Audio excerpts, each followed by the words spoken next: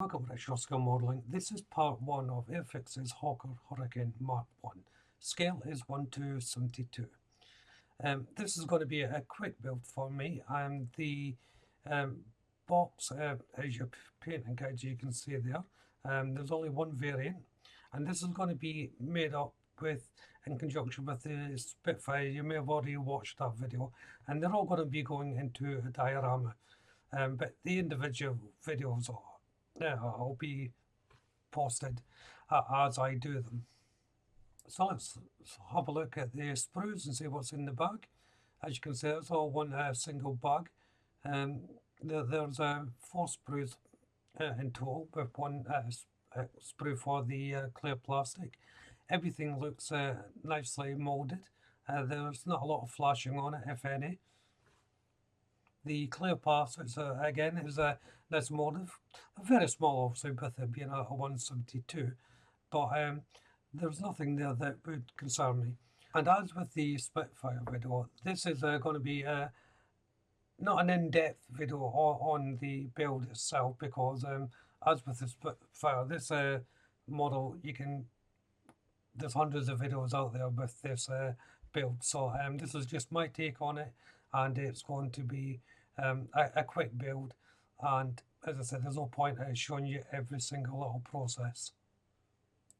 So on to the instructions. The instructions are nicely laid out, but let's have a look at the decals. The decals themselves, as you can see, there's not many of them. The standard markings, remember, there's only one variant, so you're not going to get a great deal many decals on it. See, this was part of a get set box. I've already taken off the paints and paintbrushes. I'd done that ages ago, so I'm just left with the box. The instructions are fairly standard. You've got your do's and don'ts, obviously, and before you get to the build. As you can see there, it's color coded, so it's the newer type of instructions from Airfix. The general standard of the build looks to be normal. There's no surprises anywhere. So I'm going to go away and get this all washed up and start the build. So on to the first part, and I'm making up the compartments for the landing gear. There's a series of sidewalls that I have to place on here. As you can see, they just go right around the opening where the landing gear is going to be. The location points are fairly self-explanatory when you look at it. There's nice little points to guide the walls into. So for painting in the block colours, the undercarriage area is Humbrol 98 beige green, and that colours for the entire underside of the fuselage, but this is just the bottom part of the wings at the moment. So as you can see, I've already started the painting process, and the brown colour is 29 dark elf, and the green is 30 dark green, both by Humbrol. These are painted very simply, freehand, not using any masking tape, and I'm just lining up the pattern, then painting in the block colour. And the reason why I'm painting it like this instead of waiting until it's all assembled is mostly a time saver, really. If I do have any damage from any glue that's going to seep out the seams, it's a very simple process, just to touch up the paint. This way I don't have to worry about masking tape or anything like that. The cockpit is very basic assembly. You have the back plate, then the seat goes onto that, and then the instrument panel, which is on the mat there, that sits in front. It's a very simple design, and shouldn't cause you any problems whatsoever building it. Overall colour is Humbrol 78 cockpit green. Again, this is just block colour.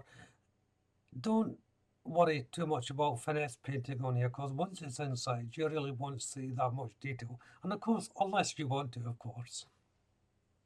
And I'm using the same colour for the cockpit walls. Now the instructions actually ask for the dark green to go here, but that, to me, that's a bit too dark for inside the cockpit, so I'm using the cockpit green. Then it's back to the cockpit itself, and the first decal goes on the instrument panel. That just slides on there. Again, there's not much going on here, just the decal for the instrument panel. I'm using Umbro 11 Silver for the struts of the landing gear as well as the wheel hubcap. And of course it's the same colour for the covers of the struts, the 90 beige green. So it's time to put the wings together. Interestingly enough, the compartment for the landing gear is asking for the beige colour, not the green colour. I was in two minds whether to put the green colour in or not, but I just stuck with the beige. The way I'm going to put on the diorama, you're not going to see it anyway. As you can see there, I'm just clamping this down. I'm using Umbro 33 matte black. This is for the control stick, the foot controls, and I'm using the same colour for the tyres on the wheels as well. Onto the props, and it's Umbro 24 trainer yellow for the yellow flash at the tip. But as you can see, I paint all over the blade first before placing the black one. That just ensures an even finish. Now I'm moving on to the foot plate and controls and control stick. As you can see, these get built into the compartment once the wings are assembled, and they don't actually get built onto the seat like a lot of the cockpits do. So I'll just hold up the camera so you can see the basic layout there. I'm just adding Umbro 19 bright red as the little trigger on the control stick. Not really necessary, but just a nice little bit of detail to place in. And I'm placing in the seat and control panel into the fuselage. This was a bit of an awkward fit, to tell you the truth. It does fit quite well, but it's just because of the angle of it, it makes it a little bit more difficult to fit. But once it was in, I was then able to put the fuselage together. Now everything's right, I can put the fuselage onto the wings.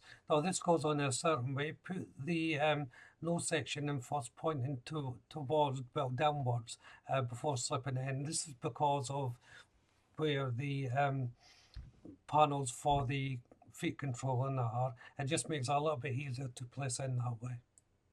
And then just a light sanding to get rid of any seams. Didn't really have much seams here to file down. As part of the props, and I'm using Umbro 33 matte black for the main colour on the blade. And the spinner as well has got the same colour. And then I'm painting the fuselage the same way as I did on the wing, so it's 30 dark green and 29 dark earth, both by Umbro. And once more, I'm just following a simple basic pattern. The air intake here has two separate little vents or grills that go in from the front to the back. They're just two basic block squares that go in the front house and then just gets pushed onto the front of the unit. And that just gets pushed in just behind where the landing gear is going to be. Now I can put on the remaining section of the fuselage on the underside, and that just pops in at the edge. It lines up quite well, actually. You be careful though, it may slip out of position. So you want to make sure it's right in there, otherwise you may have to use a bit of filler. Next is the landing gear, and there's a couple of rods to go in first. They are location points for these, but they're quite tricky to fit in. There's not a lot of room here, so you may need a little bit of manoeuvring just to get them in position. This part here goes in front of the fuselage. I think this is part of the exhaust system. I'm not 100% sure, or it could be a lights or something, but the shape of it, it looks like some sort of exhaust. Now flip it back over and place on the rear wings. The wing roots of these are quite thick. You may need to thin them down a little bit to fit into the hole, or you just push them in quite firmly. You will have to persevere with them though. The rudder went on easy enough as well. You just push that on without any difficulty. So it's part of the landing gear, and the main struts are going in now. I purposely left these off for now to give the other part time to dry. Again, like the rods, these are quite tricky to fit in. But once they're in, I was able then just to push in on the wheels. For the canopy, I'm using Umbro's dark green. It's a simple canopy to paint, so once more, no masking tape, which I hardly use anyway, and just freehand painting. Onto the figure painting, and the main block colour is Umbro 29 dark earth. The adjacent colours are 83 ochre, and the boots are 33 black matte, all by Umbro. It was just a basic paint that I didn't put any finesse or detail in them because the way it's going to be going inside the diorama, you're not really going to see it that well anyway. I'm at the stage now, as you can see, I'm just touching up the paint, getting ready for the final process. Next is to assemble the prop. Again, you like all these props, you have the option to have it free moving. If you are going to have a free moving, just be careful of your cement. It's quite easy to put too much cement on this, and then obviously it won't move. But the construction itself is very simple. You have the blade, the bottom plate of the blade and the spinner going on top, with the location pin running all the way through to give it its movement. So you can just see they're all made up and ready to go in. Then I'm actually going back to the pilot here. I wasn't going to, but I decided to paint a little bit more detail, and so I'm just using the same colours that I listed while painting the figure, but I'm just adding a little bit more finesse for it, because I think you will actually see the pilot head and shoulders the way I'm going to be placing it in the diorama. So I decided it'd be worth just going back to it and putting in a little bit more detail. There's a little clear lens that goes on the underside here that just pops in, and I'm just putting a little bit of white glue in here, canopy glue, to secure it. And when I say white glue, I mean the micro crystal clear that I use for my canopies. There's also a couple of lenses on the wings needing to be placed on. You want to fit these lenses on as well, because they can only go on one way to fit the contours of the wing. Next is the pilot to pop in. It's a little bit tricky to get in just at the angle to pop it into the seat, but he does go in quite well.